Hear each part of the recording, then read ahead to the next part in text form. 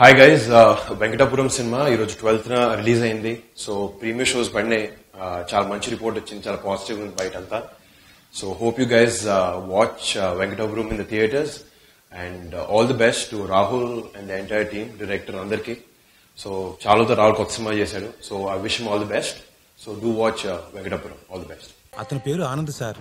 భవానీనగర్ చౌరస్తాలో pizza delivery boy గా పనిచేస్తున్నాడు. 28వ తారీఖు మర్డర్ జరిగిన రోజు ప్రతి డీటెయిల్ సరిగ్గా గుర్తు చేసుకొని చెప్పు. అసలు పోలీసులు ఏంటి బాస్ నీ మీద అంత పగబట్టేశారు? No court, no FIR, no charge sheet, only encounter. Sir దీని సమాధానం